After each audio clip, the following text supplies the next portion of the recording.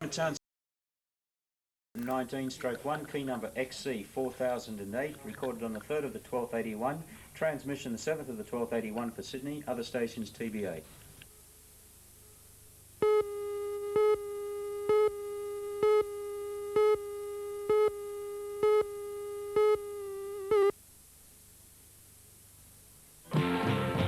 If you believe anything can happen, if you believe anything is possible, you belong with me. So let your mind run free. If you believe we're all a little crazy, if you believe in giving everything your best, then you belong with me. So let your mind run free. Welcome to my wonder world. Welcome to my wonder world. Welcome to my wonder world. It's the world we live in.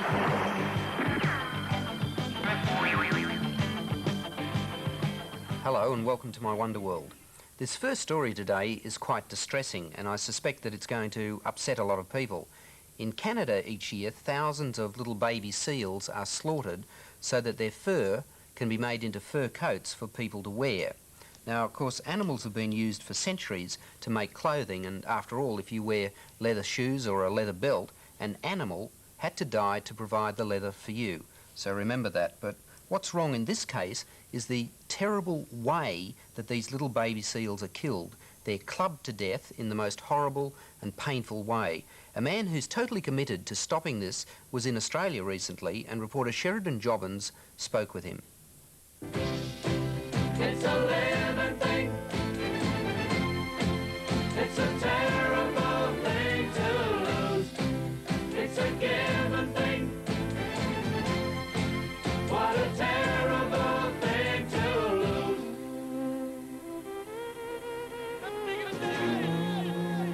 If a government or another body of people is performing atrocities on human beings, we get up in arms, we call our government and we stop it.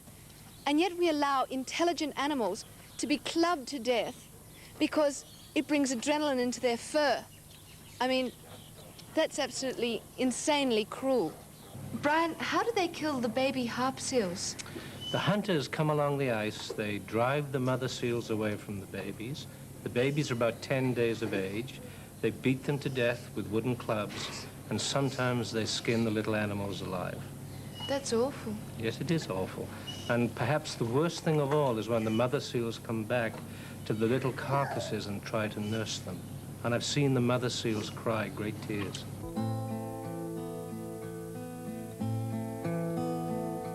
I'm not very big and I'm not very strong. I never have hurt you or done you no wrong. I'm just a newborn baby and I'm starting to grow, trying to survive in my home in the snow. Save me.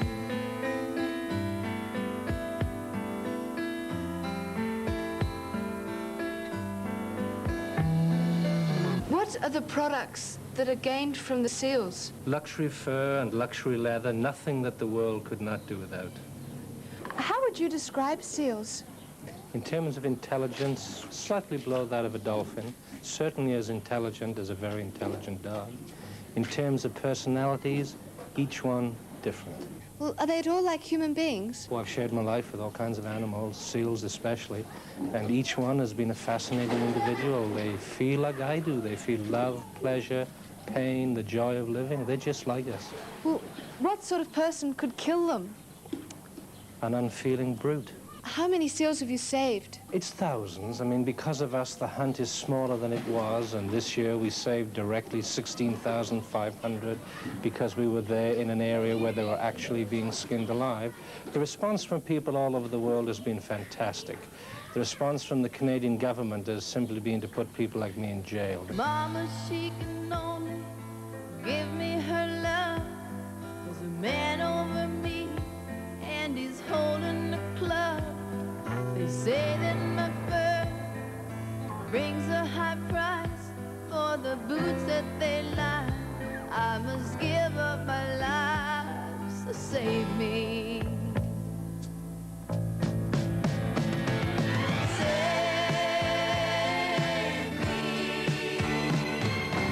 If all of the people watching this wonderful program were to sit down and write a letter to Prime Minister Fraser asking that all seal products were to be banned from Australia, and if legislation like that was passed, it would be a tremendous boost to all of us people who are saving the seals, because if people stop using the products of the seal hunt, the killers will stop killing them.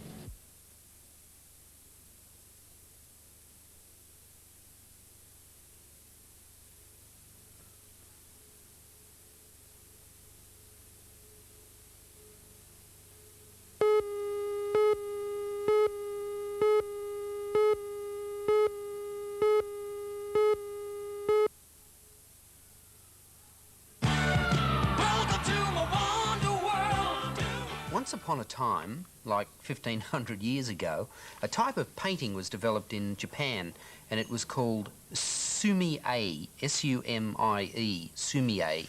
And in this film story now, you meet a lady who uses a kind of Sumi-e technique in her painting.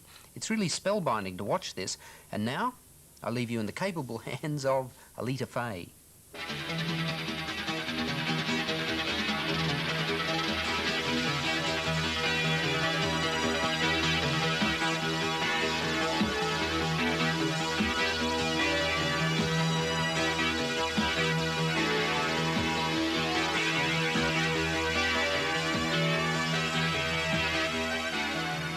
The idea of this is taken from Sumi-e painting, which is a traditional Japanese painting, and involves a Sumi-e brush, which is this magic little brush. The magic of the brush is that it's really flexible, and also the other idea taken from Sumi-e is that all brush strokes are very fast. It's a very immediate thing, so you don't have time to sort of plan out a painting. You just have to go right into it.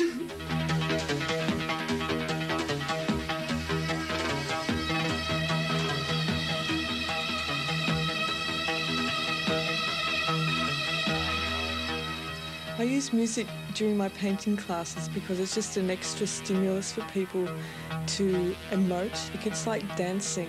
The brush is just an extension of your body, and as you dance, you're expressing something, the movement, the mood. You can express different emotions by different sort of brush strokes, like the fine straight line, the curved line, the thick line. These might be the gentle sort of emotions, whereas the aggressive sort of emotions might be a tack sort of brush line. Right, so it's more jagged. Yeah. And you actually, whoops.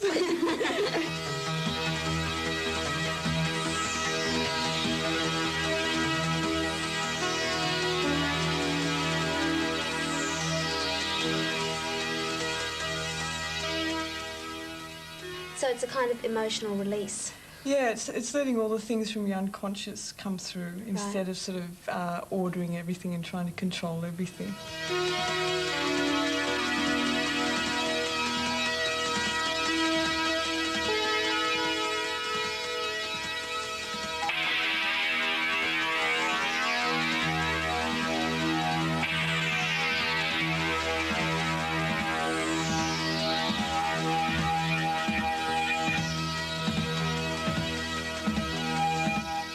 You also do other art forms besides Sumi-e, don't you?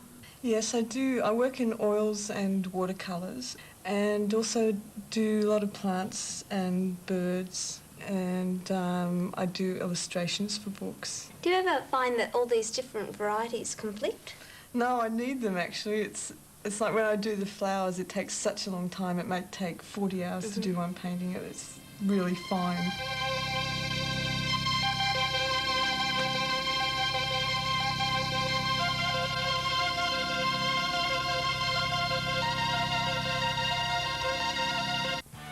Simon Townsend's Wonder World.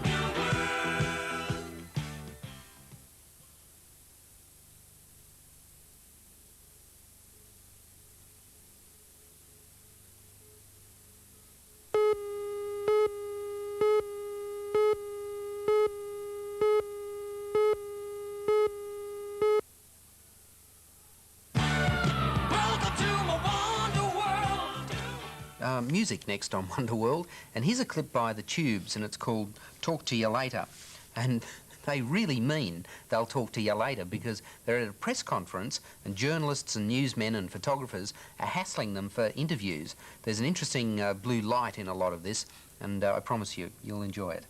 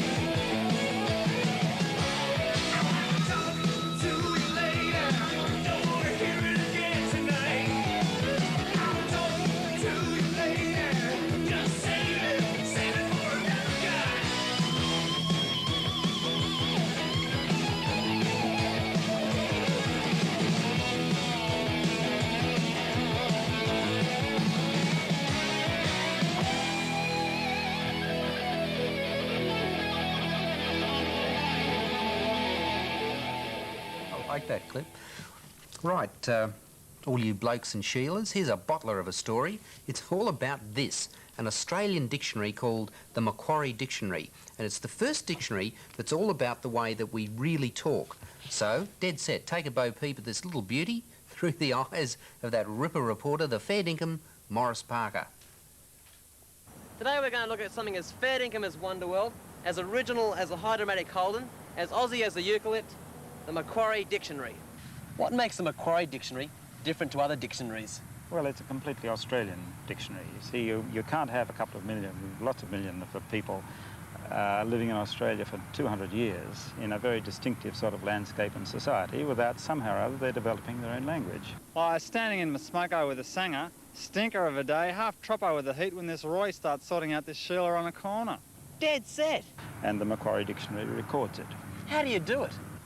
Well, we started with a base dictionary and we rejected everything in that was either out of date or not relevant, that wasn't Australian or that needed fixing up in some way or other. You start with something and then you throw out what you don't want and you add what you need. And that's what's taken us 11 years to do. So it really is the dictionary that ought to serve the sort of first needs of every Australian user. So you could call this sort of a true blue fair dinkum dictionary. Oh, absolutely. Think you'd die. Ridgy Didge. Anyway, he thought he was a digger, she thought he was a drongo, so she dropped him. Fair dinkum, what a galah! Do you know what the term dog box means? Yes, it's an old railway carriage. How'd you know that? Because when I was a kid, I think when I was very little, I can remember my dad talking about them. What does the term ridgy didge mean? I don't know, because I'm unethnic and I'm not Australian. I mean, I am ethnic and I'm not Australian. For a date with Jonathan Coleman, what does it mean? Ridgy didge, come on. Give me the answer so I can get a date with Jonathan Coleman. True and correct. True and correct. You've got it, a date with Jonathan Coleman for answering that simple question. What does ridgy didge mean? Fang, to drive one's car at a very great speed. Hoon, a loutish, aggressive or surly youth. A foolish or silly person. Dog's eye with that dead horse. Pie with that sauce.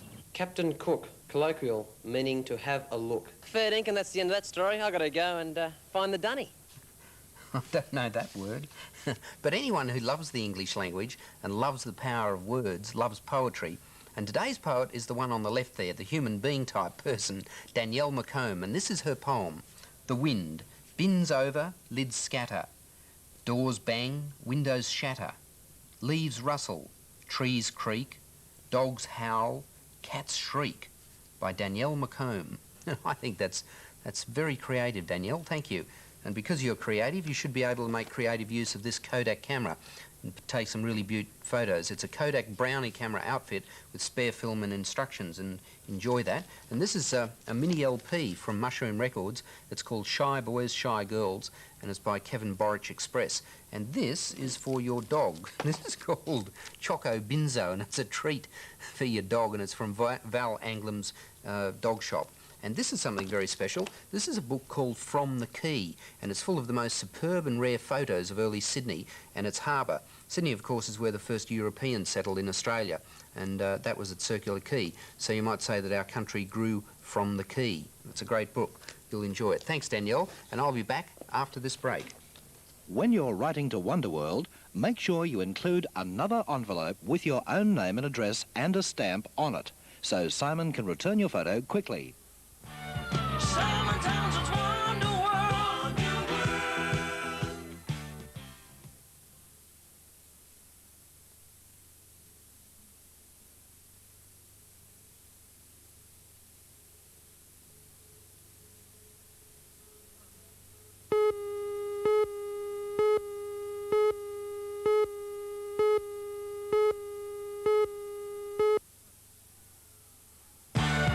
Welcome to my Wonderworld. This is the new Guinness Book of Records, and Wonderworld is still mentioned in here.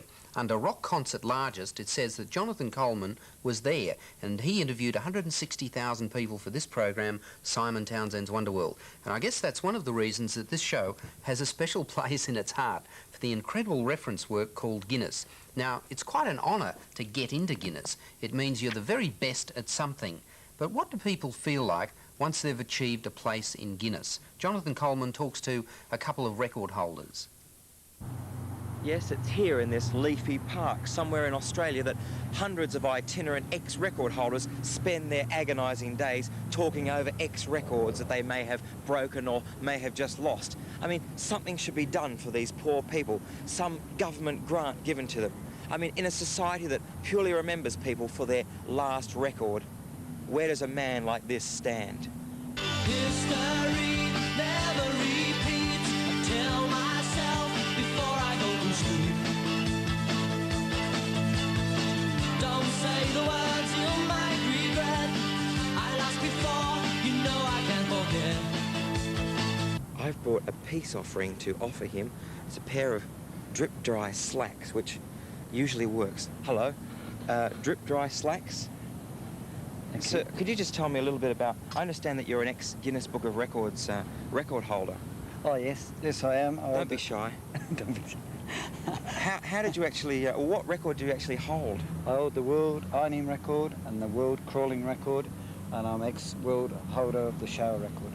And you're very proud of those records? Very proud. Well, what does the future actually hold for you? I'm doing the world ironing record again in January. And I got the world crawling record and the shower record coming up very shortly. How it all started, I was very sick as a kid, and I suppose I made to prove something to myself that I can do these things, and my ambition is to become a professional at it. Professional record breaker? I'd like to. And do you think you'd spend as much time as you do in this park? I hope not. You want to find your way out of this park? I really do. Good on you. I say history never repeats. I tell myself before I go to sleep.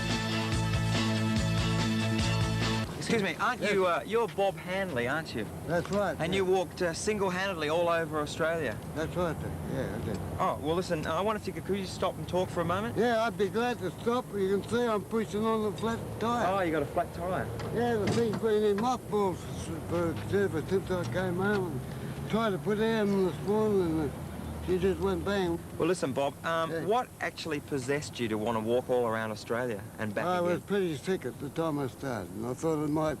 Make you either even sicker or better? Well, kill me or kill me kind of thing. Yeah. How long did it actually take?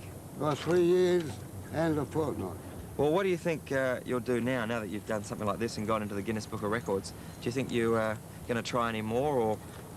Oh, well, I wouldn't mind. I'd like to do the whole thing over again, but then I have my wife. She has to say they're saying, and she says, no, definitely not. Yeah. No more pushing. History never repeats. I tell myself before I go to sleep. And there's a light shining in the dark, leading me on towards a change of heart.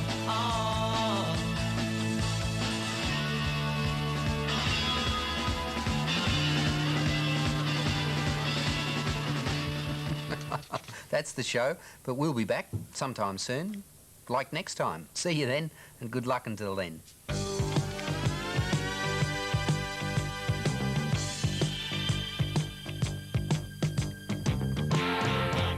you believe anything can happen, if you believe anything is possible, then you belong with me. So let your mind run free. Welcome to my wonder world. Welcome to my wonder world.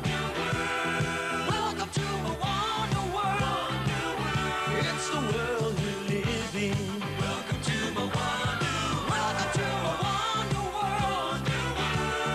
Welcome to my wonder world. Welcome to my wonder world. It's the world we live in.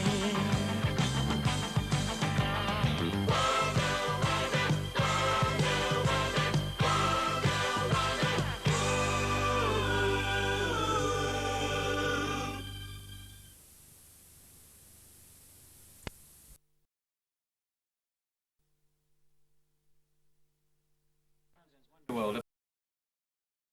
2, key number XC4009, recorded on the 3rd of the 12th 81 for transmission on the 8th of the 12th 81 Sydney, other stations TBA.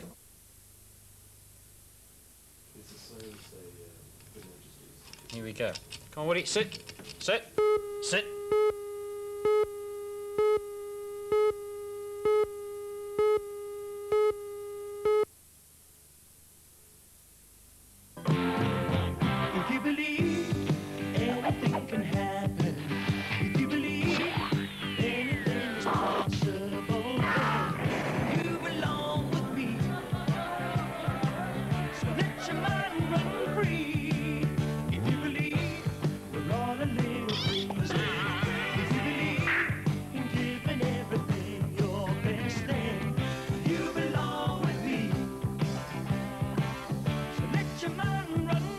Welcome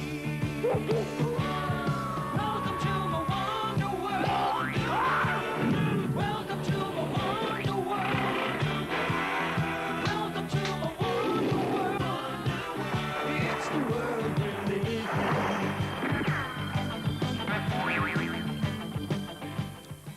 Try and look happy. Hello and welcome to my wonder world. This is a good story, the first one today. I'm going to start the show with one of those double reporter stories, a double header. This is where two reporters get in on the act together. And this time, it's the extraordinary Mr. J. Coleman with his partner, Mr. M. Parker. And Jonathan and Maurice are, of course, very courageous reporters, ready to take on anything for a story. And this time, they took on a donkey race, a wild donkey race. Hold on to your bootstraps. Here they come. Hey, Maurice. Yeah? Maurice, I've got a little surprise for you. Oh, great. Look at this. What do you think this is? A donkey! No, this is a saddle. This goes on top of the donkey. Sort of like a bar stool, or this is what you sit on. You sit on there, right? Right. Maurice, backside there. Right. And now, just try it on for size. Just get on there. Just step on there. Right. Get on. Get on here. All right, fine. Now, tell me where's the head of the donkey? There. This is the head of the donkey, right? You pretend this is the head of the donkey. All right. Okay. Now, is that comfortable? It's great. What do you do? What do you do now? Yeah. Yeah, more, yeah. Yeah. What? Yeah. Go. Go. Very good. When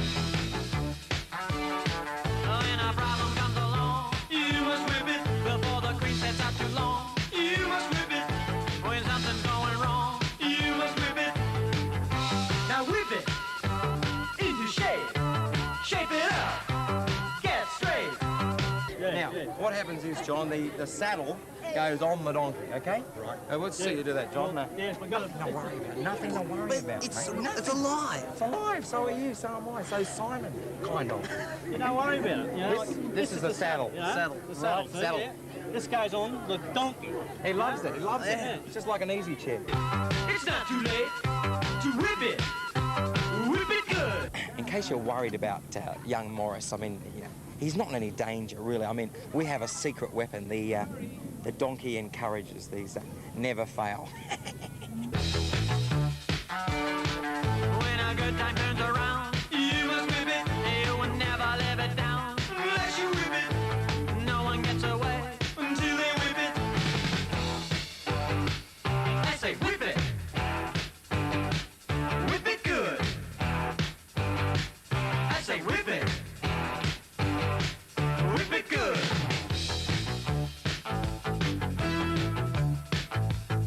Look, so you blew it with donkeys, right? Yes. Fine, that's just the first hurdle. Next year, we'll get you on the bullocks. What are bullocks? You don't know what bullocks are? Well, they're little, very small, friendly little furry... There's one over there. So that's a bullock. See, they're riding it. It's easy. You can do it. Come on, Maury. Just pull yourself together. Think of the home country. Think of Simon and Woody. I can't. Simon Townsend's Wonder World.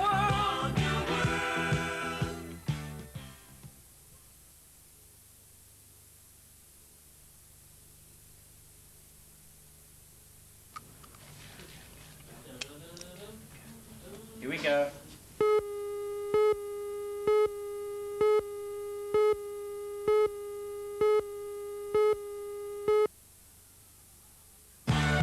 Welcome to my wonder world. You wouldn't believe that somebody could just fall asleep like that with his face down on the table. Next up, some music, and here's a fabulous song by Pat Benatar, and it's called Precious Time. And there are lots of different scenes in this, and you see two images of Pat in the beginning with enormous hourglasses in a desert scene, singing about the sands of time. Did you wake up, Woody? This is fast and colourful. You'll enjoy it. Most people, when they wash their hair, do it the wrong way. Doesn't interest you, this, Woody? They do. When they wash their hair, they do it the wrong way. And it's amazing because it's such a simple thing, and yet most people don't do it right. So what's the right way to shampoo your locks? I thought it a good basic topic for the show, and I dispatched the reporter with the lovely long dark hair, Sheridan Jobbins, to talk with an expert. Hair more silken hair fell on her face, and no wind was blowing. Silken hair, more silken hair. Ugh, yeah. Ugh. Yeah. Ron, what is the proper way to wash hair? Well, you first of all brush the hair through, saturate the hair thoroughly with water, get some shampoo, massage it between your hands, then thoroughly go through the entire head, and then rinse it out, you repeat it, and then you condition it. Lay near her pillbox down at first she'd been on a train. I began and then I saw she'd lost her hair. I thought I would. She was going when she saw her shining forehead didn't stop. She swooned to the ground. Really flipped her way. So hard I blew my mind. I blew my cool. I blew myself over. Ron, how many times a week can somebody wash their hair? You can shampoo it every day if you're using a very mild shampoo. Right. Do most people wash their hair too often? No, most people don't wash it often enough. Oh, really? How often should you wash it then? Well, it depends on the condition of the hair and the scalp. I like my clients to shampoo their hair every day. Right. All shampoos the same? No, you've got different types of shampoo. One for normal, dry and oily hair and scalp. With kids, is their hair the same as adults? Basically, yes, they are, except children's hair is usually a bit, gets oily because they play a lot and they swim and attracts more dust and pollen from the atmosphere. You're too late, mama. Enough upside your head. No more, no more, no more, no more. Do most people use conditioner? No, most people don't, especially the young boys don't use conditioner enough. Well, should they? All the time, yes. I thought you shouldn't brush your hair when it was wet. Well, you shouldn't. That's why I'm combing the hair through with a comb. You should comb it? All the time. Comb it only when it's wet. Ah. Never brush it. Upside your head. Too late, mama. Enough upside your head. No more, no more, no more, no more. Should hair be squeaky clean? No, when you shampoo the hair and you find it squeaky clean, it means you remove too much oil from the hair. Oh, well, how do you know when it's clean? 2 shampoos is enough. Any more than that's damaging the hair. Oh. Upside your head. You're too late, mama. Enough upside your head. No more, no more, no more, no more. Simon Townsend's Wonder World.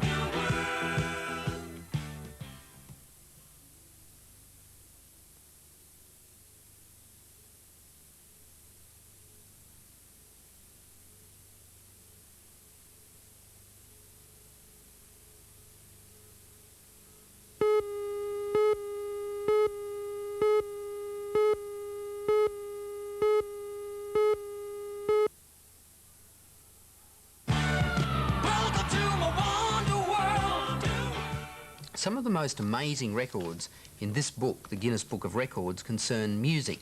For instance, the record called Georgie Girl had the highest sales for a single in Australia, 3 million. And the fastest selling song ever was the Rolf Harris song called Two Little Boys, and that was 900,000 copies in the first 15 weeks. Now, those are just 2 of the amazing records to do with music.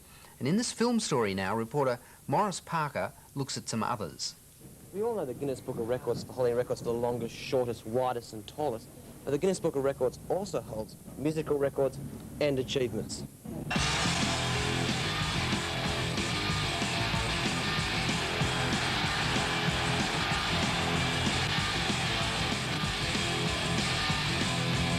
The world's top-selling solo performer is Elvis Presley, who sold over 80 albums and had 170 major hits.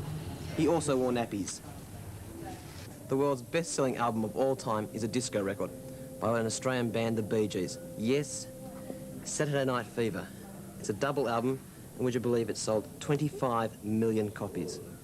How could those people be wrong?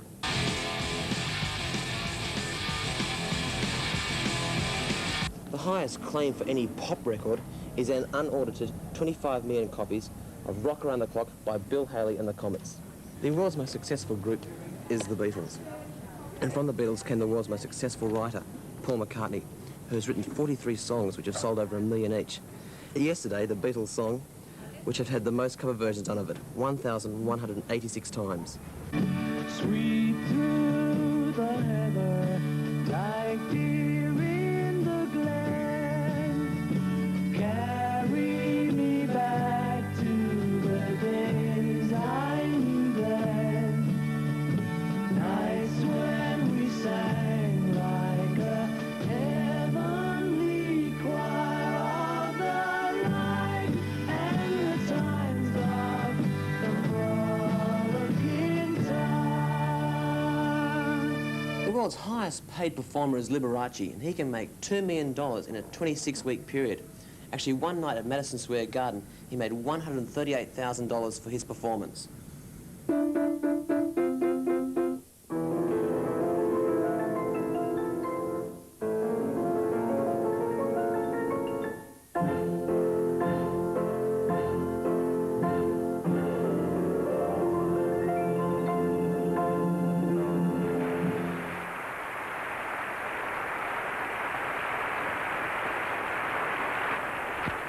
Thank you for that wonderful reception, ladies and gentlemen. The earliest known instrument in Australia wasn't the piano, but the Aboriginal didgeridoo.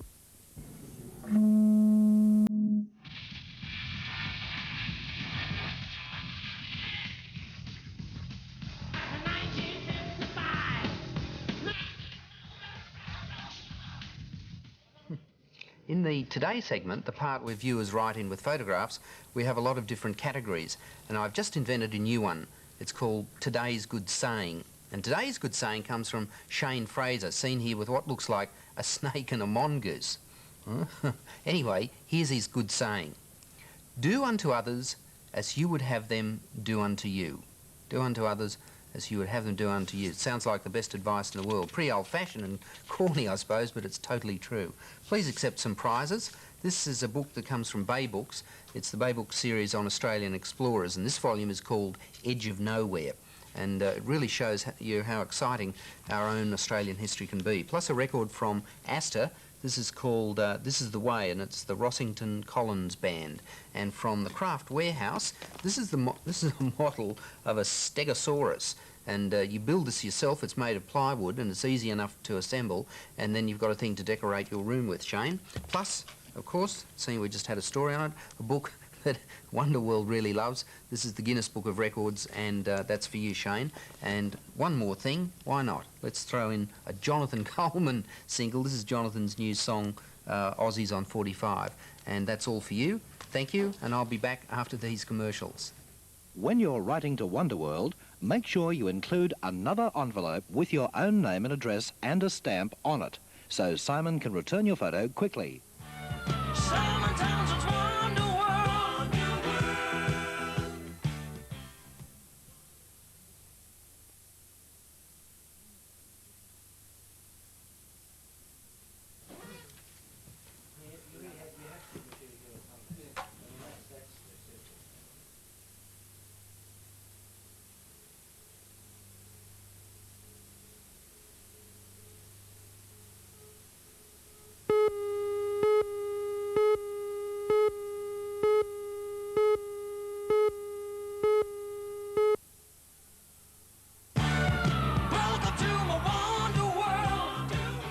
This program picks some unusual topics, and this one's a Jim Dandy.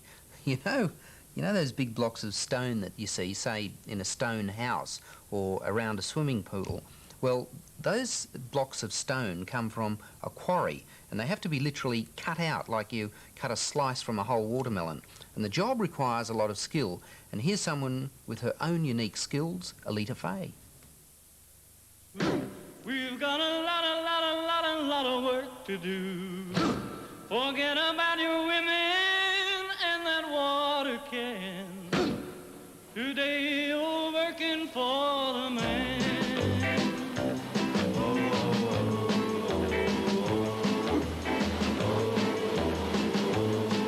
You're quarrying sandstone here, aren't you? Yes, that's correct. How much would you quarry a day?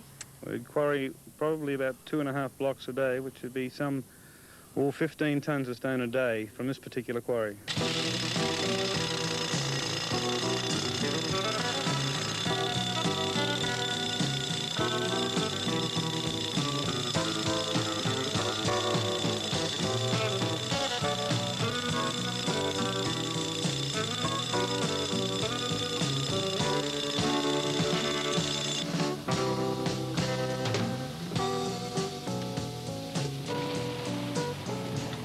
The first step in quarrying, the quarryman put a groove at the base of the block and then with a series of steel wedges underneath knocked the block up from the base block. After doing this, they then mark out the individual block sizes and drill a series of jackhammer holes. I'm picking up good vibrations. She's giving me the excitations. They then use steel wedges to part this individual block. Well, pick up your feet. We've got a deadline to meet. I'm gonna see you make it on time. Oh, don't relax. I want elbows and backs. I wanna see everybody from behind. 'Cause you're working for the man. Working for the man. You gotta make him a hand. Working for the man.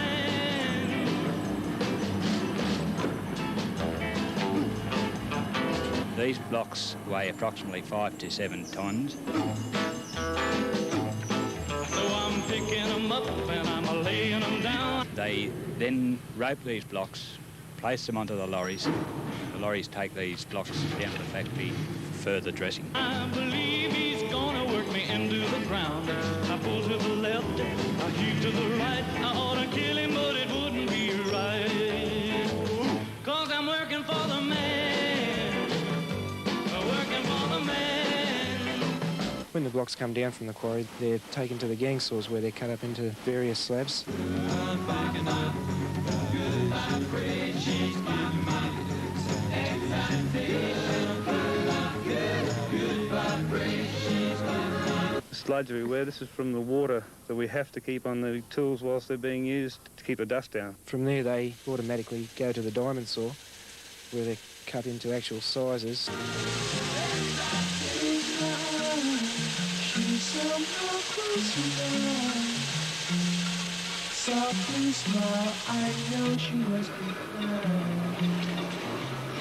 And then spread out to the various machines such as a planer, lathe. Working for the man.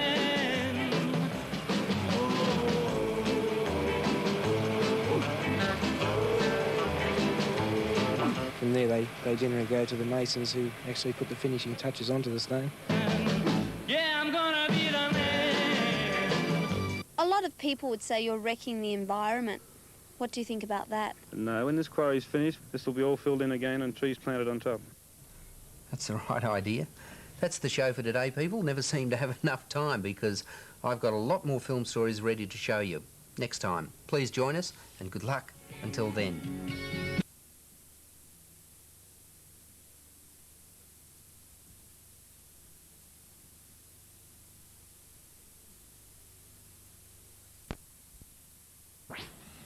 Been fairly close, have you? Who are we Simon talking about a Townsend's minute ago? Wonderworld, episode 119/5, key number XC4012, recorded on the 3rd of the 12/81, transmission the 11th of the 12/81 in Sydney, other stations TBA.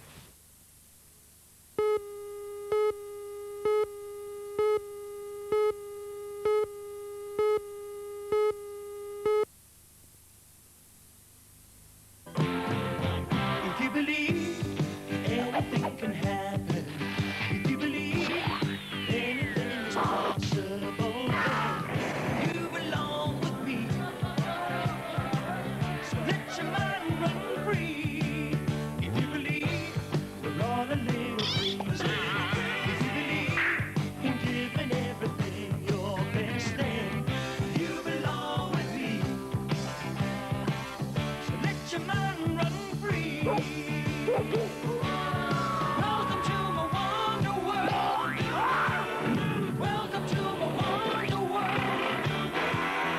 Welcome to my wonder world. It's the world we live in.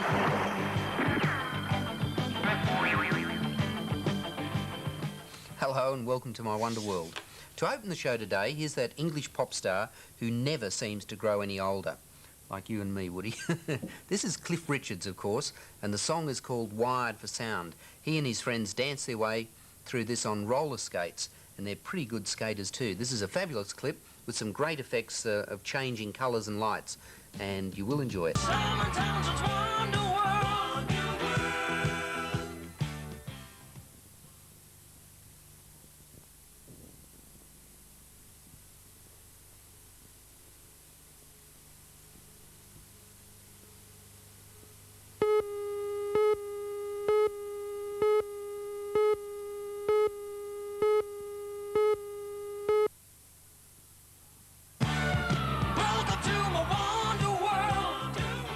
Woody. Sit and enjoy the show.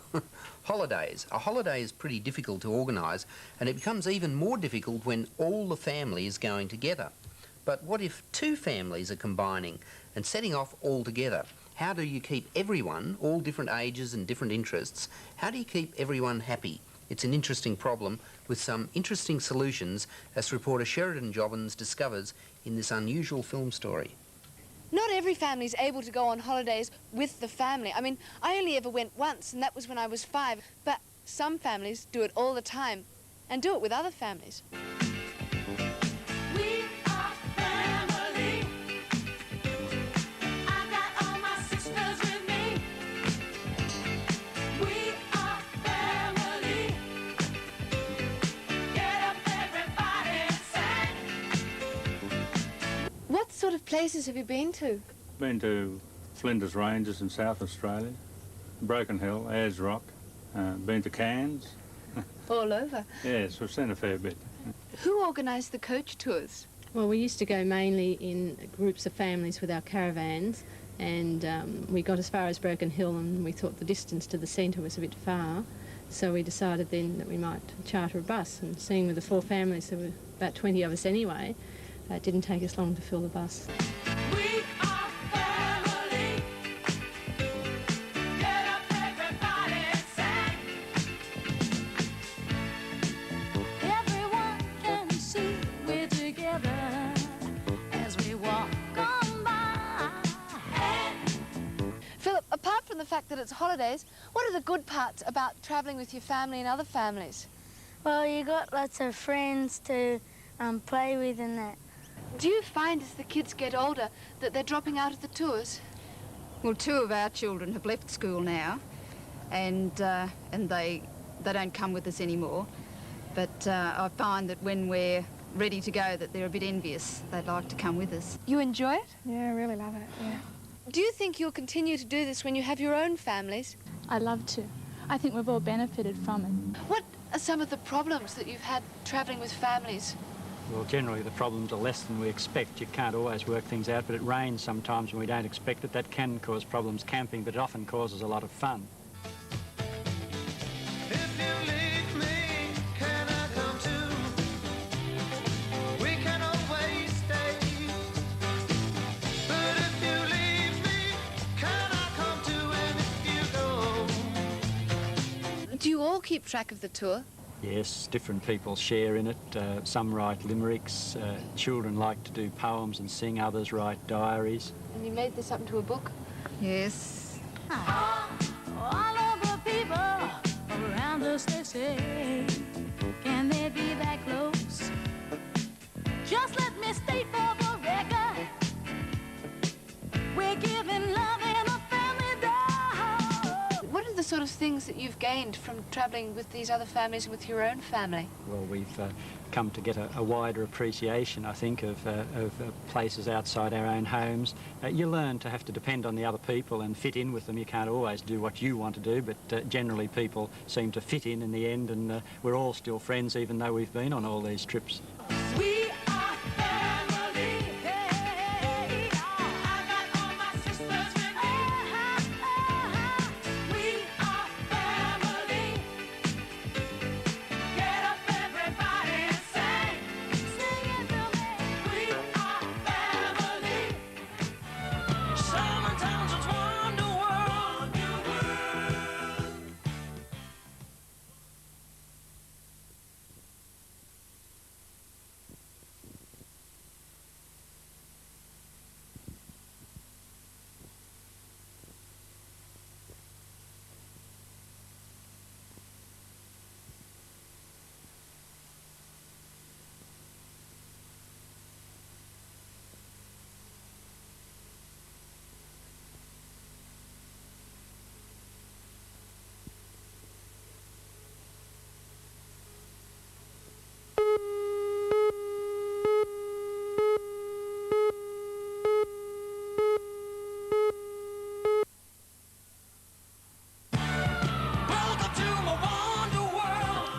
Towering over me again. These days you don't see wooden barrels very often at all, Woody. Barrels, like everything else, seem to be made mostly of aluminium and plastic, but in days gone by, men called coopers were given the job of making barrels. It's an age-old trade, being a cooper, a skill passed down from, generation to generation. I'd like you to meet now Australia's top cooper, who still makes his barrels by hand in Adelaide. Here's Jonathan Coleman. Yeah. Oh, hi. Ever wondered how a barrel was made? A wooden barrel like this. They're made by hand. Well, some of them are. But today we're actually going to be meeting and seeing a guy called a cooper who makes barrels. And there he is now.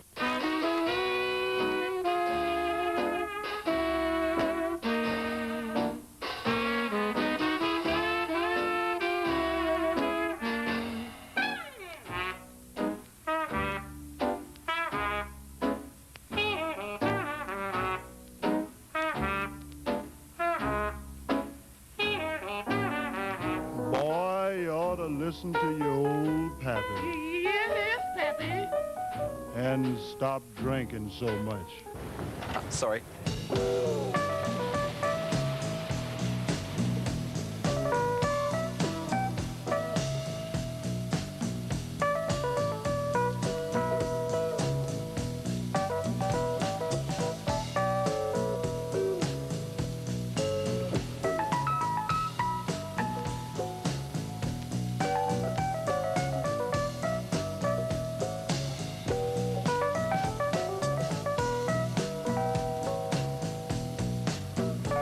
Who actually taught you to do it? Well, I learnt this with Mr. Krieg at Rollins Flat, at the cooperage there, where there were 7 coopers working at the time. Now that cooperage is closed down.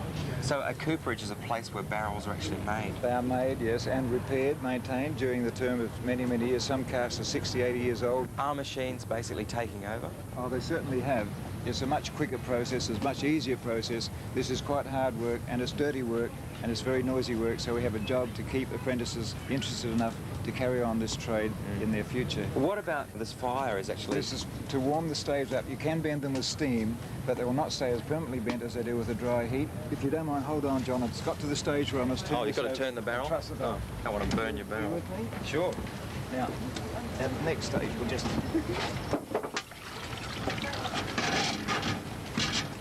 Oh, this is actually washing the barrel.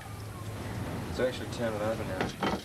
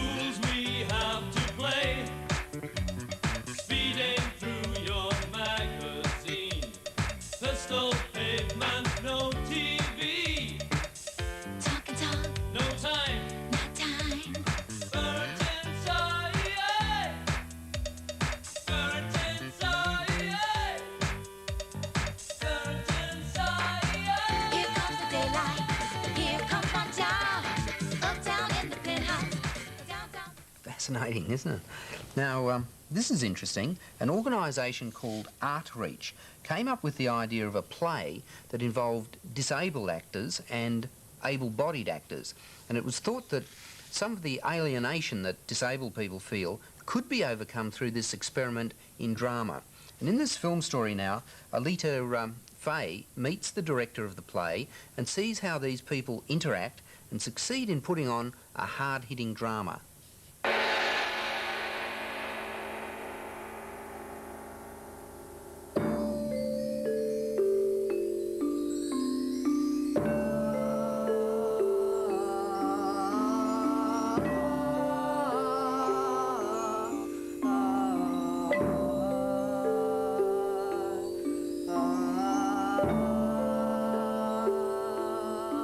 This play that you're about to see now is really amazing because it really gets across a very special message.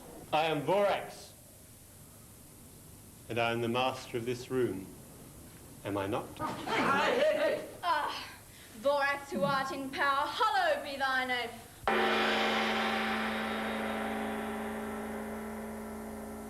That's the way to deal with them. Another play begins. What's the play about? It's to do with a person in an institution having a very strong relationship with their therapist, possibly falling in love with their therapist. I mean, this is a very close relationship.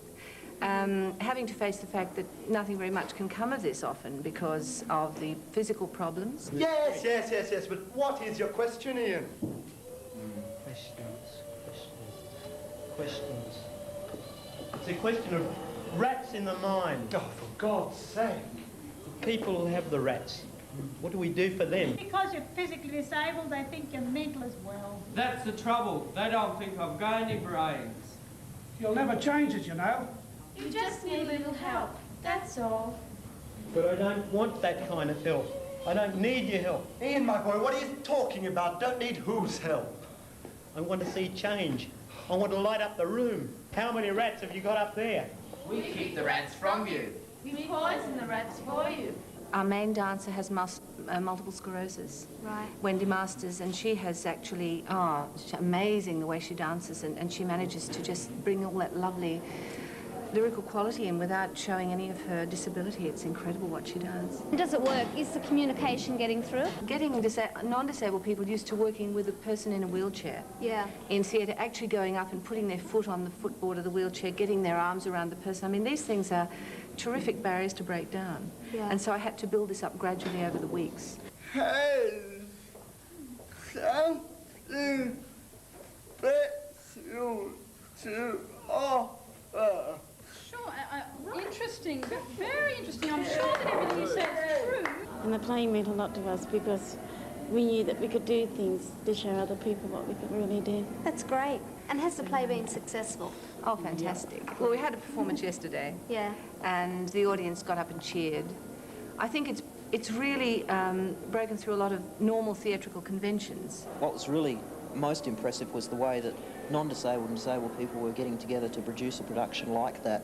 And it's a great opportunity for people to mix and find out their own abilities and their own limitations through a dramatic performance.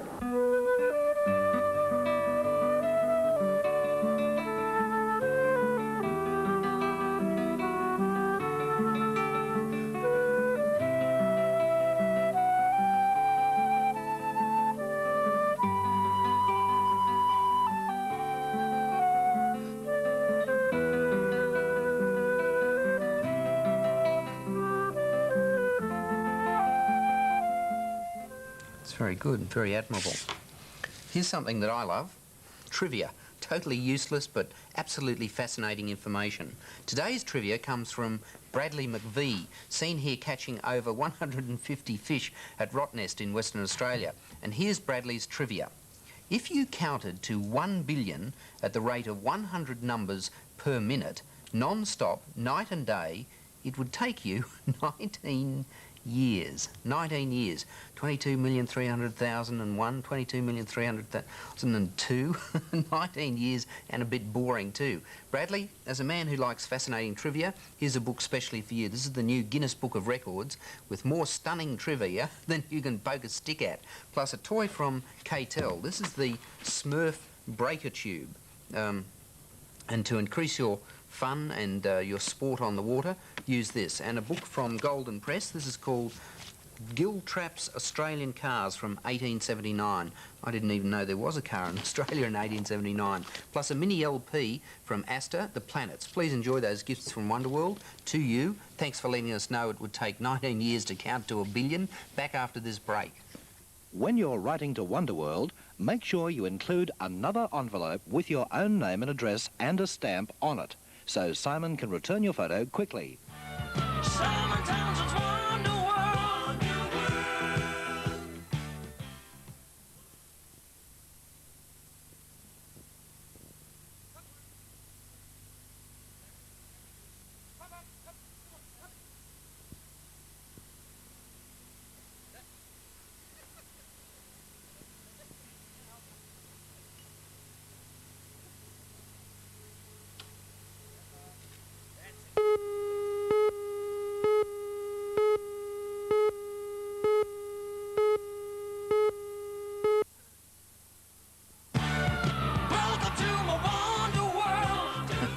Maurice the water baby.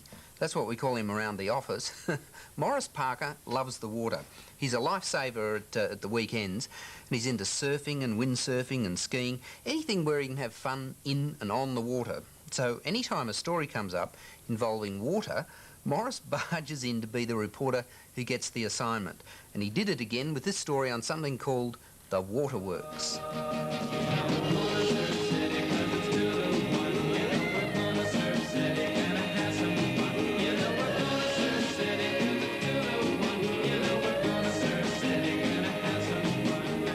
If you're into water sports and generally getting wet and having a really good time, you should come to the Waterworks, where they've got everything for you. 2 girls for every boy.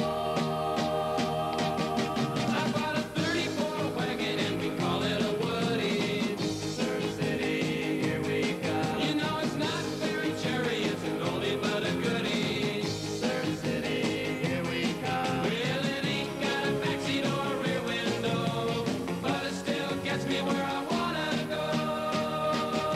Yeah, we're gonna Surf City 'cause it's 2 to 1. You know we're gonna Surf City, gonna have some fun. You know we're gonna Surf City 'cause it's 2 to 1. You know we're gonna Surf City, gonna have some fun now. What's the whole purpose of the park? The purpose of the park is really to entertain the children. Right. And we wanted to give them somewhere to go after school and weekends. And what's here? We've got 6 slides, 30 bumper boats. We have a rapids ride, which will be finished shortly.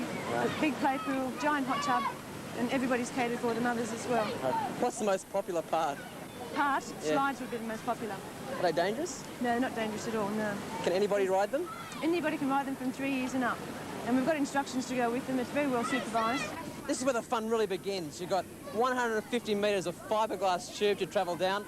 Takes about 40 seconds, and you travel for about 15 kilometres. Surf City, here we come. And when I get to Surf City, I'll be shooting the girl and checking out the parties for a surfer girl. And I'm gonna Surf City 'cause it's 2 to 1. You know we're gonna Surf City, gonna have some fun. You know we're gonna Surf City 'cause it's 2 to 1. You know we're gonna Surf City, gonna have some fun now. 2 girls for every, 2 girls for every boy.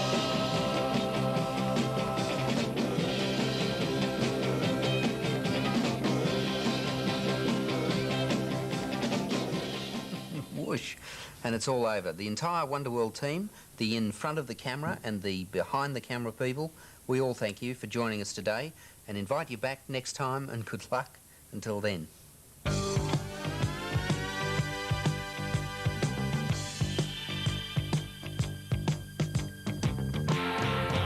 If you believe anything can happen, if you believe anything is possible, then you belong with me. So let your mind run free. Welcome to my wonder world. Welcome to my wonder world. Welcome to my wonder world. It's the world we live in. Welcome to my wonder. Welcome to my wonder world. Welcome to my wonder world. Welcome to my wonder world. It's the world we live in.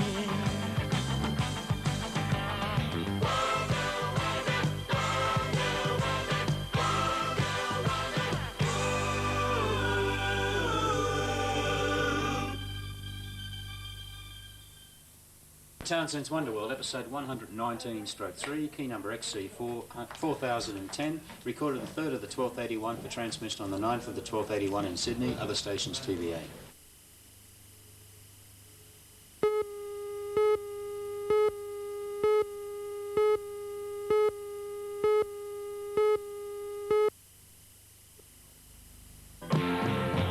If you believe anything can happen, if you believe anything is possible, then you belong with me. So let your mind run free. If you believe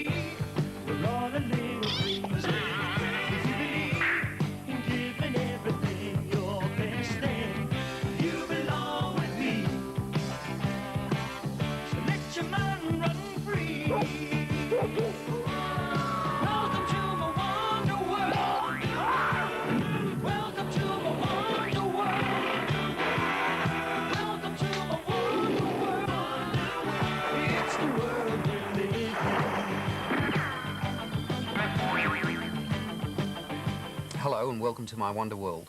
I've got a beaut story in a moment on the singer Joe Dolce, famous for his big hit, the novelty song called Shut Up Your Face. But first, a new music clip by Joe. This is called I Saw Mama Kissin' Santa, and the clip's quite festive and quite mad. You meet the whole Dolce family sitting around a Christmas tree. Christmas toys all over the place. Little Giuseppe's got the funniest smile upon his face. For Giuseppe has a secret, his secret he must share. He wants to tell somebody, so he tells his teddy bear. Shh, it's coming back to me now, when I was a little boy. I saw the mama kissing his Santa Claus underneath the mistletoe last night. She didn't see me creep down the stairs to take a peep. She thought that I was tucked up in my bedroom fast asleep. Then I saw the mama tickle Santa Claus underneath his beard so snowy white. What the love it would have been if Papa had only seen Mama kissing his Santa Claus last night.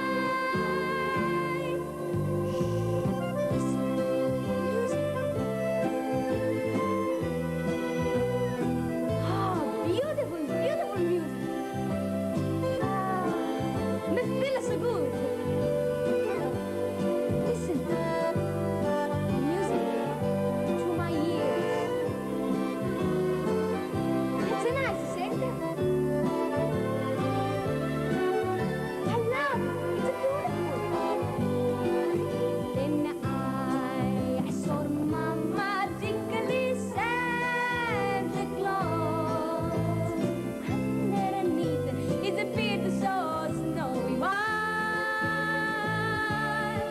What the love it would have been if my Papa Giuseppe could only see Mama kissing his Santa Claus that night. Now I'm grown up, I got the Christmas at my home. I got a nice tree and a family of my own. But you know my son, he's a nosy like his pa. I heard him sneak down the stairs last night. This is what he saw.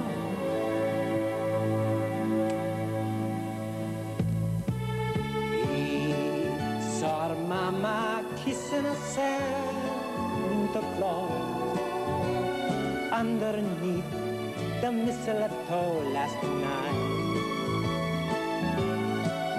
And she didn't hear him creep, no she didn't, down the stairs to take a peep. She thought that he was tucked up in the bedroom fast asleep.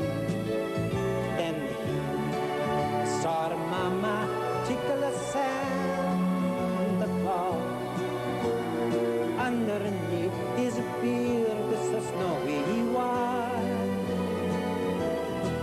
Oh, what a laugh he thought it would be if Papa Giuseppe could only see Mama kissing up Santa Claus last night. But he would have been surprised to find his Papa Giuseppe, I don't really mind. Mama kissing up Santa Claus last night. Joe Dolce. He's good fun, isn't he? And of course it was that first song of his, Shut Up Your Face, that really kicked Joe Dolce off in a big way in show business. And Joe originally comes from America and he has an Italian family background. And today he makes records and he works in clubs and at concerts and appears on TV. Reporter Alita Fahey once met Joe in the oddest way. Hey, watch where you're going, I'm on television. Hey, Giuseppe! Hey, Maria, how you been? Great to see you. Where you go? Oh, pretty good. Hey, what are you doing? Oh, I just wandering Oh, around. how about we go inside and have a pizza in the place? Great Come on. idea. Good. My favorite place. See you later. Giuseppe, hey, where did he go? Hey, you want a pizza? Yeah. Oh, I thought you would. Well, we got all kinds of stuff here. We got mushrooms there, and the green peppers. And there's the sausages and the onions, and then the cheese. Or you could have it at the fish. Or if you want, you could have a squid. Or if you want, you could have a mushroom. But a cheese and tomato sauce and olives. I can't make it mine. I tell you what, you come in the kitchen with me right now. We're going to make it right here. Hello, I'm Giuseppe. I got something special for you. Ready? Uno, due, tre, quattro. When I was a boy, just about the 8th grade, Mama used to say, don't stay out late with the bad boys. Always shoot a fool, Giuseppe going to flunk a school. Boy, it make me sick, all the thing I gotta do. I can't get no kicks, I always got to follow rules. Hey, Giuseppe, you make a good pizza. Yeah, I think we invented a new pizza. You know, we can call it pizza dolce far niente, with the hole in the middle. Hey, pretty good. What have you been doing lately? Working hard, you know. Working hard on my new Christmas record. Got a Christmas album out with lots of Christmas songs. Why'd you choose a Christmas? I like Santa Claus. He was Italian, you know. Santa What? Claus. He was Italian? Tell me. He was. Lots of people don't know, but when Christopher Columbus discovered the North Pole, they discovered the Vikings, and they were there, and then some of the Italian women stayed and married the Vikings. And then through the years, they had lots of different generations of Santa Claus until we got the Santa Claus we have today. Oh, so we invented Santa Claus. What about you? What have you been doing since your big hit Shut Up Your Face? Me? I've been looking in the pizza windows, you know? Nice pizza. Boy, it making me sick just to make the lousy bucks. Got to feel like a fool. And the mama used to say all the time, well, what's the matter you? Hey! I thought you were overseas. Overseas? No, actually, I've been under the weather. No, if you mean that my trip to Europe, yeah, I've been traveling around singing in all of the different, doing a lot of television shows. You big star now, eh? No, I think I'm a big novelty hit, a one-hit wonder. But anyway, it's better than the poke an eye with a stick. Gotta know respect. What do you think you do? Why you look so sad? It's not so bad. It's a nicer place. Ah, shut up for your face. That's my mom, I can remember. Big accordion solo. Glad that to sing. Really nice, really nice. Hey, what's at the time? Oh, my eyeballs are popping out. I don't know. You tell me. Hey, look, tell me. Oh, it's about 3:45. I have to go. Where are you going? Oh, have you heard about my new record? No, what's it called? It's called You Give Him Respect or I Will Break Your Neck. Hey. See you later. It's the end of another cheap comedy skit. Simon Townsend's Wonder World.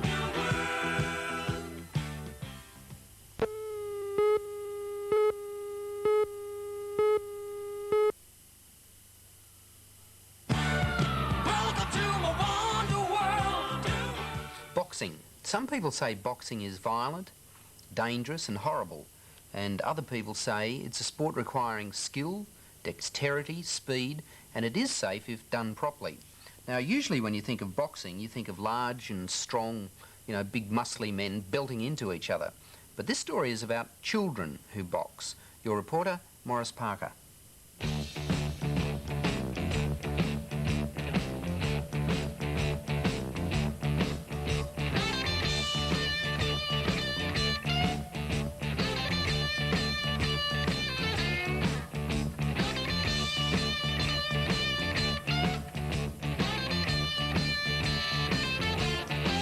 There's a lot of controversy surrounding children's boxing, about it being a dangerous sport and that type of thing. Is it really dangerous? No, I don't think so. Not for when the juniors. Juniors in the boxing is under 16 years, under 16 years of age. I'd say we've already seen our boys training all this sort of thing. The trainers themselves, the coaches, the whole works, always try and go to their way to make sure that no boy is hurt, hurt in any way. What do you think encourages a boy to take up boxing? I think it possibly all boys themselves that possibly may be possessed of a lot of aggression they probably like to take out on something. And this gives them a little bit of opportunity to come down and do something, get it out of the system a little bit without getting hurt. Right. Just leading on from that, is that the thing that which makes a boy want to become a boxer? The aggression part of it or not? Not all the time, because a lot of boys are boxing, not too aggressive at all. There's playing out boxers. Some boys, of course, everyone is different in their own makeup. There are aggressive people and also non-aggressive people. We all know that, but I'd say that in most parts, they just love the sport itself. What do you like about boxing? Oh, you meet a lot of people and you get to travel a lot. Right. You think it's too dangerous, do you? No.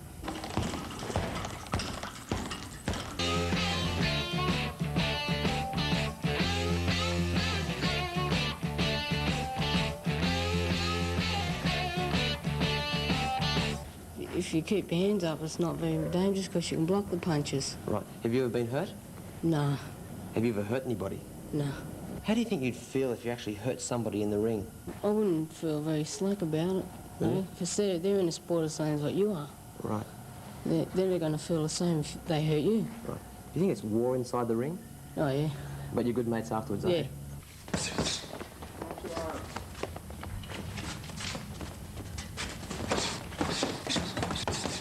So you, therefore, would be very much against the argument of them sort of bashing their heads in and bashing other people's heads in?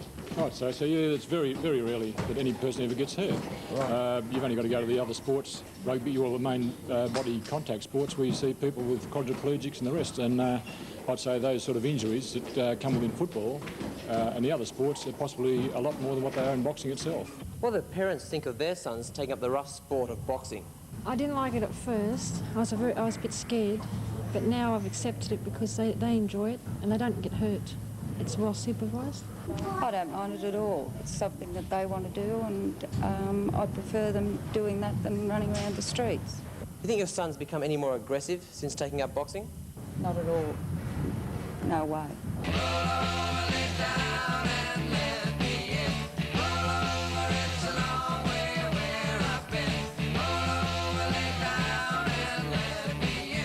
Well, there it is, children's boxing. Is it encouraging aggression or is it a supervised sport? Simon Townsend's Wonder World.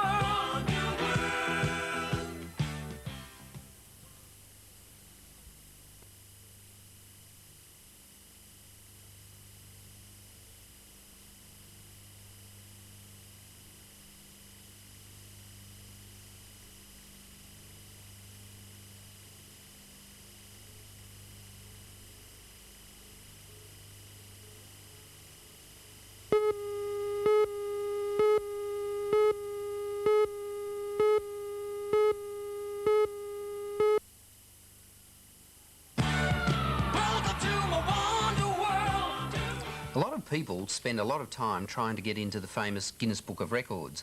Some try quite a few silly stunts to get into the book, like eating bicycles or, you know, gulping down whole trees. But there really is the most eye-popping wealth of remarkable achievements recorded in Guinness, and reporter Sheridan Jobbins, the eye-popping reporter, catches up with some of the most sensational.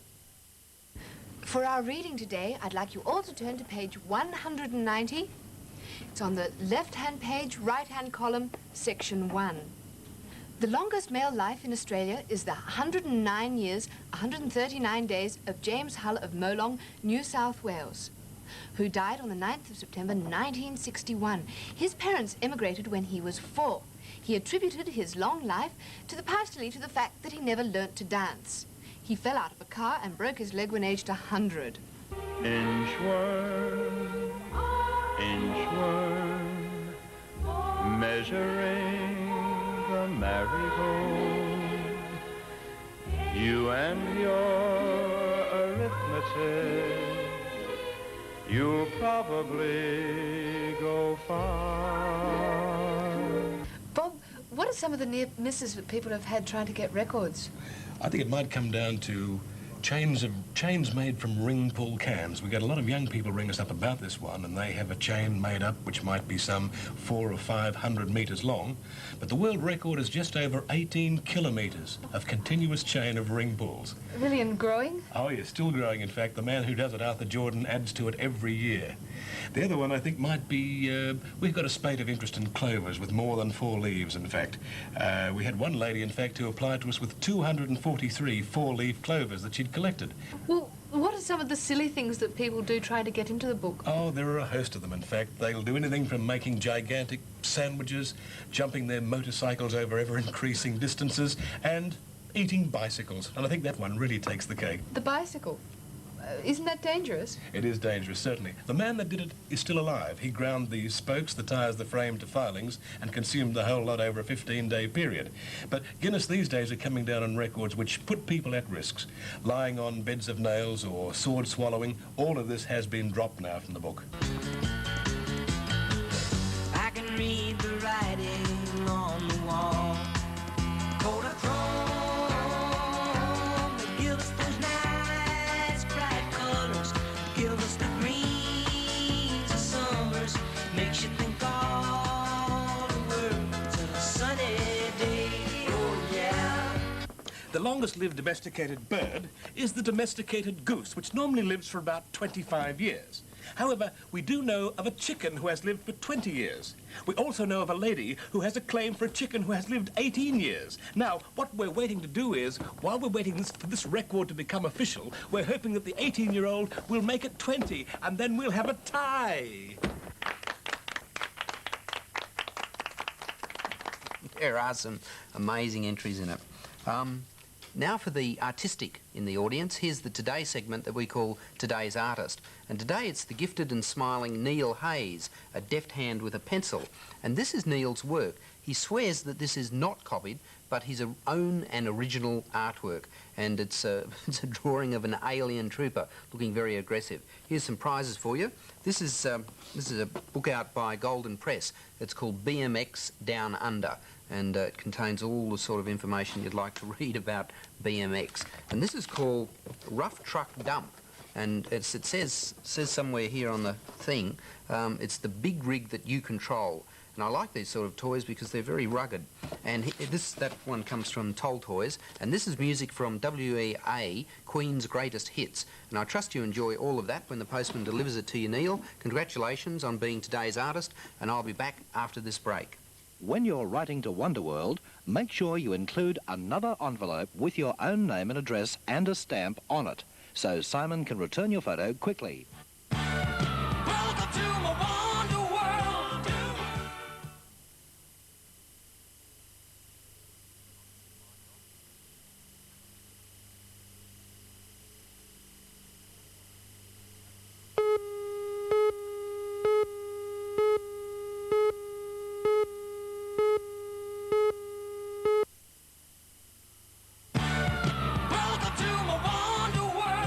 And next, one of our ever-popular doggy discovery stories. Today we look at, and we are looked back at by, Rhodesian Ridgebacks. Butte dogs. They're a sturdy breed of canine, hailing from Africa originally, and in Australia today they're slowly gaining more and more acceptance. Here's the four-legged fall guy, Jonathan Coleman. Hello, this is a Rhodesian Ridgeback. In fact, this is the ridge running from there to there. Today we're going to find out more about these strange but friendly dogs, I think. What's this whole world coming to? It just ain't the same. Anytime the hunter gets captured by the game. You two both breed Rhodesian Ridgebacks. Just tell me a few sort of facts and figures about Rhodesian Ridgebacks, basically starting with where they come from. Well, they originated in Rhodesia, southern Africa, and the ridge, which is the line down the back, actually comes from a dog that is now extinct over there, the Hottentot hunting dog. And the early hunters and farmers found that the dogs that carried the ridge through crossbreeding had something special about them that made them better than the average. Well, how much would one of these dogs cost? Generally around $250 to $300.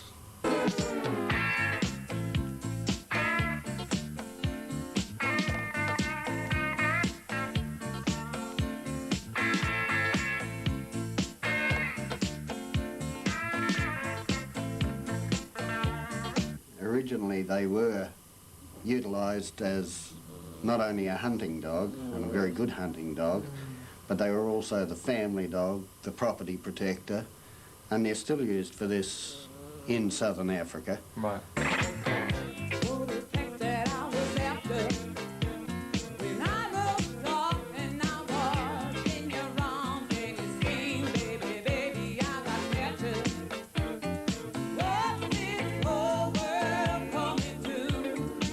They grow very rapidly, their bones and joints are very soft, and you can damage them by overworking them. Yeah. But once they're over that, once they're past that stage, they'll run all day and all night. No dog should sit in the backyard.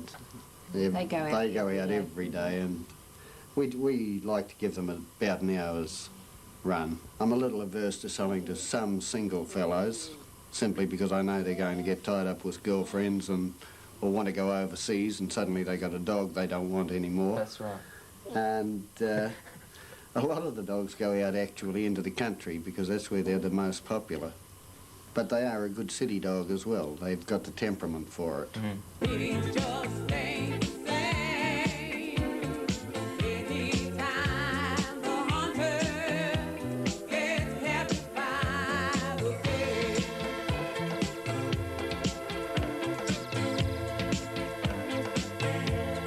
Well, there you have it, the Rhodesian Ridgeback. He's a multi-purpose, all-weather dog and plenty of fun even when it's raining. Well, that's it, folks. I must depart, but only back to the Wonderworld office to keep working towards the next show. See you then, and good luck until then.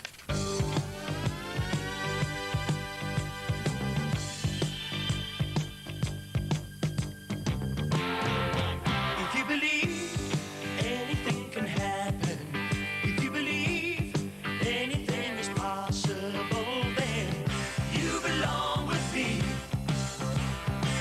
So let your mind run free. Welcome to my wonder world. Welcome to my wonder world.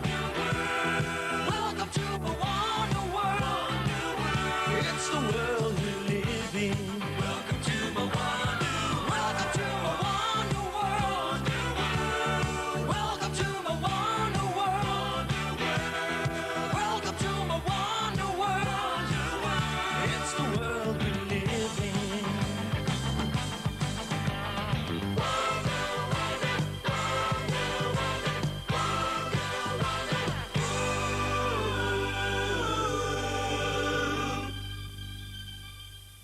Simon Townsend's Wonder World, episode 119/4, key number XC 4011, recorded on the 3rd of the 12th 81, transmission the 10th of the 12th 81 Sydney, other stations TVA.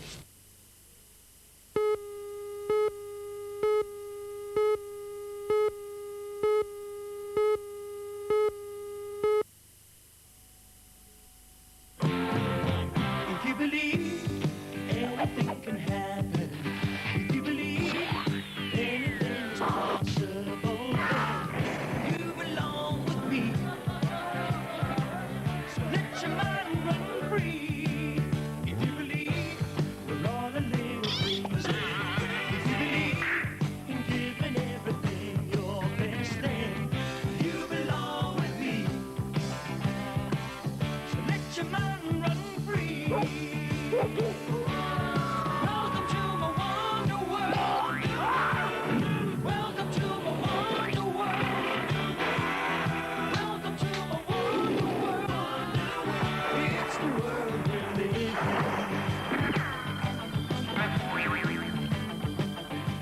Hello and welcome to my Wonder World. We do a lot of film stories on animals, especially weird and wonderful pets. And today we take a look at a very weird pet, a bat. Now, most people are a bit put off by bats because they're associated with witches and hobgoblins and all things dark and evil. But in this story, you meet a lovely girl with a pet bat. and they have a great time together. There's a special reporter on this story. Hey there, I'm Chuck Parker, and welcome to another episode of The Wonderful World of Amazing Animals. Today we visit a young girl and her pet fruit bat.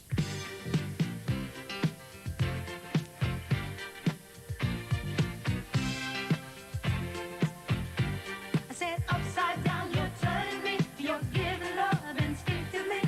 Round and round, you're turning me. Upside down, boy, you turn me inside out and round. Well, here's young Sally playing with her bat. Let's go and talk to her. Hi. Hi. Sally, how long have you had a bat for? I've had her about 12 months. And what made you have a bat? Oh, I saw they weren't as bad as people thought they were. But I think she's really sweet, so... It seems really affectionate. Yeah, she is. Why is it affectionate then? Is it because you're sort of brought up since you were a baby or something? Yeah, I think it is, because I was feeding her every 4 hours. Hey, it likes me. Like she was little. Hey, it's going for my neck. How do you have to look after a bat? Like it's not like a normal pet, is it? No, she's not. I just feed her. And she lives in a cage when I'm not at home or at night time. Right. Other than that, she wanders around the house, trying not to break the curtains or anything like that. She rips them up. But there's nothing you really do. Right. Now, what do you have to feed her? Fruit. She's a fruit bat. Right. Just bananas, orange, apple, whatever's in season. Yeah. Do you think anybody could look after a bat, or do you have to have a sort of a special personality? I don't know. No, I think anyone could look after her. Upside down, boy, you turn me inside out and round.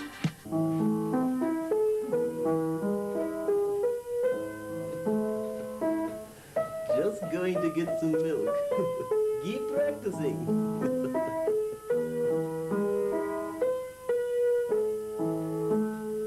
How does a family cope with the situation of having a bat in the house? She's really just become a part of our family. Instinctively, you give to me the love that I need. I cherish the moments with you. I hate the bat. Upside down, boy, you turn me inside out and round, upside down. Boy, you turn me inside out and round, upside down. Boy, you turn me inside out and round, upside down. Boy, you turn me inside out and round. This is Chuck Parker saying goodbye to bats, and stay tuned next week when we visit a young boy from Ayers Rock who's got a polar bear in his refrigerator. Good night. Simon Townsend's Wonder World.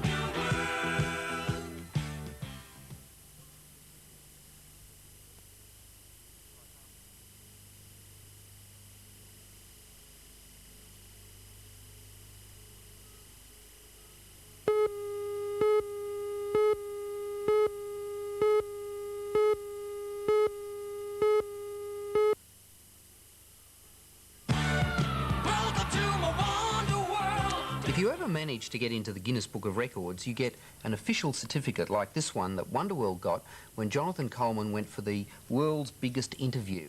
And he interviewed 160,000 people at a rock concert. It's not easy to get into the Guinness Book. There's a lot of rules and regulations, and usually a lot of other people to beat. Alita Fahey finds out about getting into Guinness.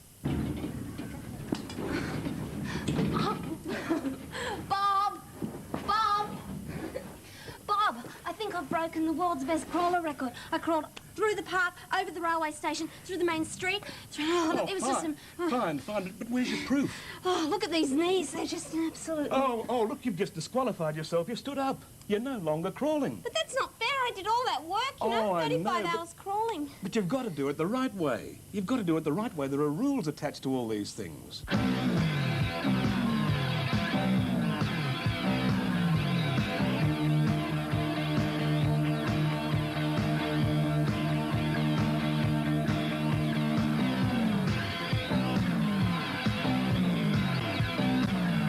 No, you're going about it the wrong way. There are certain procedures to be observed if you're going to break a Guinness record. Can I come in and break the record? You want to break the banana eating record? Yep. Yeah, fine.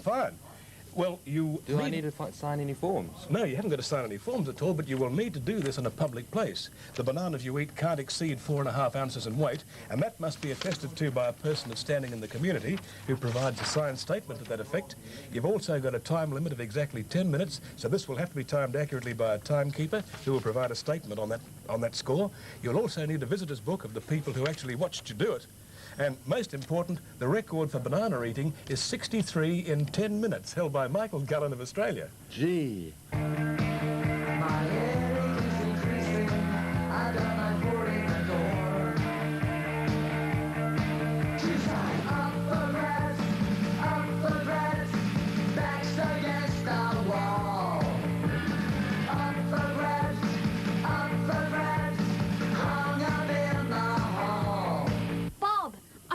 I'm going to break the card throwing record. Hey, hang on a moment. Not the whole pack. One at a time.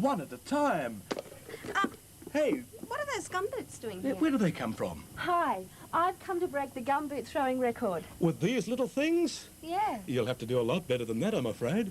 You're going to need a men's size 8 boot. You're really going to have to hurl it, and it's a pretty heavy thing to throw too. It's got to be a standard type boot without any alterations, and you've got to prop at the hurling line and throw. The Australian record, by the way, is 44.2 metres, held by Roland Doom.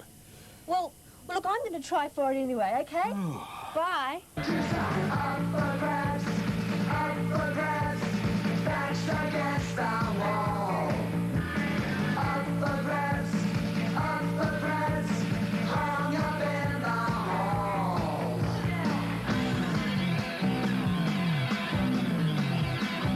I know, I'll try for the tree-eating record. Sorry, dear, this tree's already taken.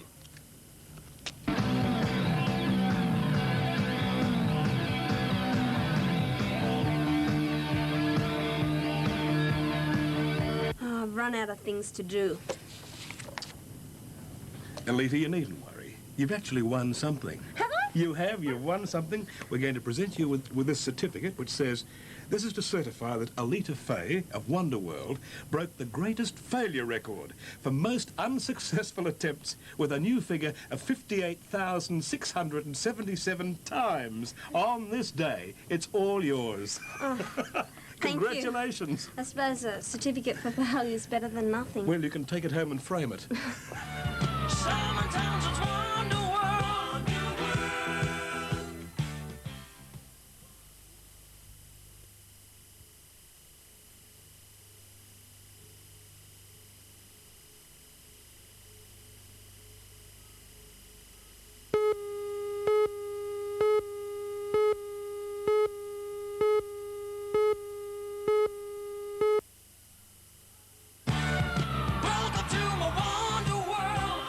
Tasmania, being an island state, is more interested in boats than any other state, and they're especially fond of their old and historical boats.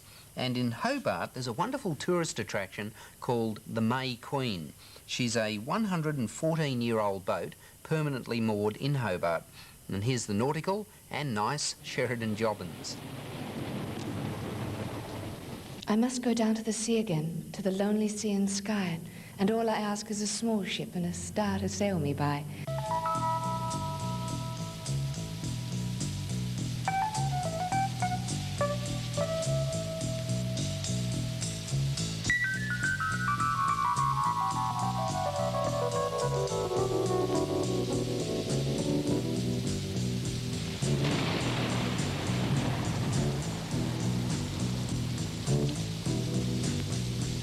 The May Queen is a ketch. It was built in 1867 to carry timber from the prosperous outlying wood mills to Hobart and then the rest of the world. Trevor, why was this boat chosen to be restored?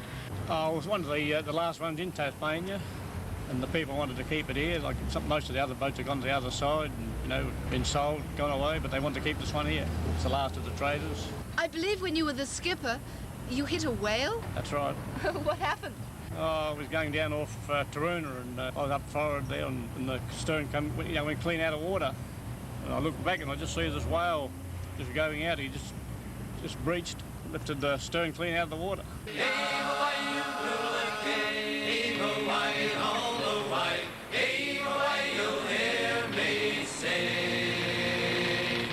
The hull is of Tasmanian blue gum, the deck celery top pine, the mast and spars Douglas fir.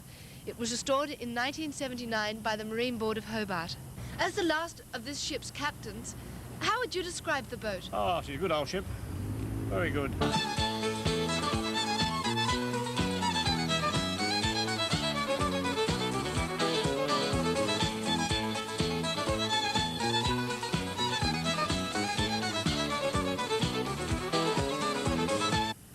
Nothing like boats and salt air and wind and... Heave away, all away, heave away, you hear me sing. Ken, why is shipping so important to Tasmania?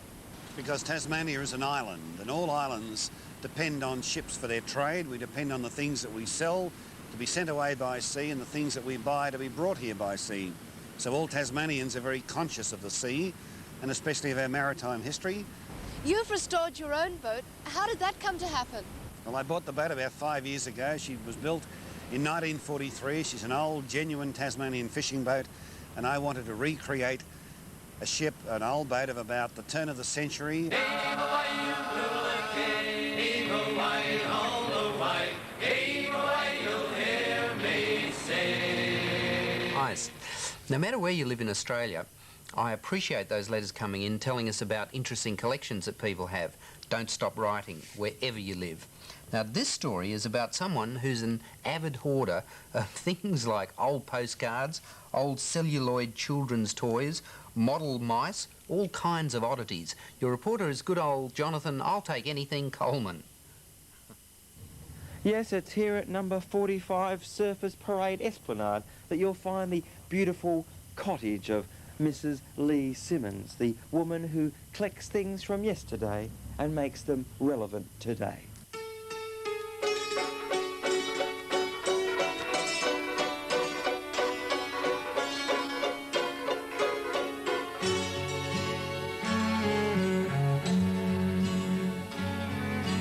Weren't they beautiful? But enough of that for a moment. Let's have a look under here. Well, well, well, look at that. An old email gas, no electricity meter, in mint condition. Once upon a time there was a tavern where we used to raise a glass or two. Remember how we laughed away the hours. Think of all the great things we would do. Those were the days, my friend, we thought they'd never end. We'd sing and dance forever and a day. We'd live the life we choose. We'd fight and never lose, for we were young and sure to have our way.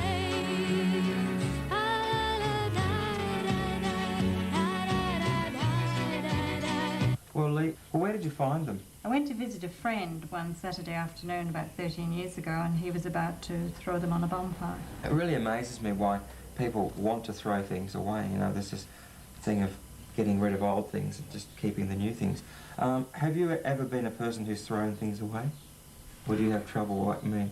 Oh, well, having sort of moved from Ireland to Australia, I regret a lot of stuff I have left behind, yes. What? But I don't throw anything away now. No.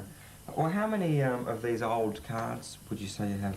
There are about 400 of them. These were actually sent from one person to another. They've been sent from many people, but they're nearly all addressed to an Agnes Hatch, who lived in Bungendore. What other sorts of things do you collect? Well, at the moment I'm collecting mice. But, What, live ones? No, definitely not.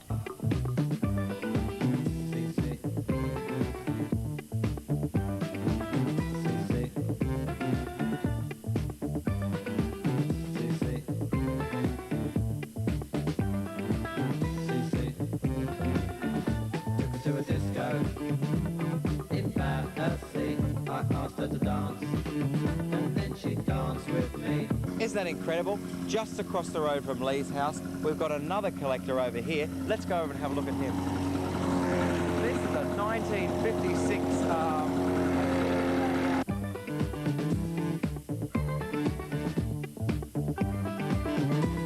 Sorry, caught me playing. What this is actually part of Lee's collection of old toys, really. These are all very, very light, and they're made out of celluloid.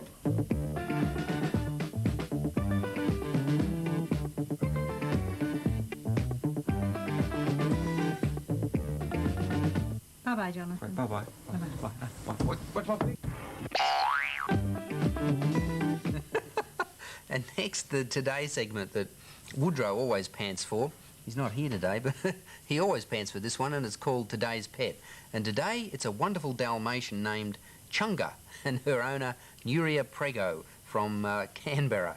Nuria says that Chunga's getting a bit fat, but she loves her madly, and I hope Chunga loves this. This is from the mail order firm called Canine Collections, and this is a plaque with a Dalmatian engraved there, and Chunga's name engraved up the top. Plus, for you, Nuria, this is a record, Renee Gayer's So Lucky, and that's on Mushroom. And 2 books. The first one is The Gould League of Australian Mammals, and that's from Golden Press, plus the 1982 Guinness Book of Records. Please enjoy all of those prizes when the postman delivers them, Nuria. Thanks, and I'll return after this short break. When you're writing to Wonderworld, make sure you include another envelope with your own name and address and a stamp on it, so Simon can return your photo quickly. Simon Townsend's Wonderworld.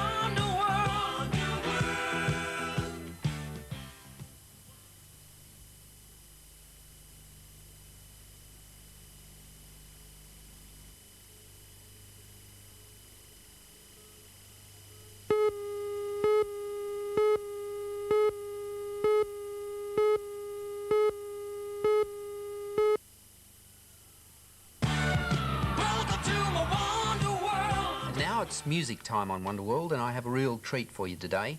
This is the Police singing Every Little Thing She Does Is Magic. And I notice in this that they've still got that sort of reggae feel in their music. Maybe that's what makes them always sound a bit different. Very infectious music, this. The world's top pop groups these days. It's over, but don't get disappointed, because as regular as clockwork, as surely as the sun rises in the morning, Wonderworld will be back next time. And good luck until then.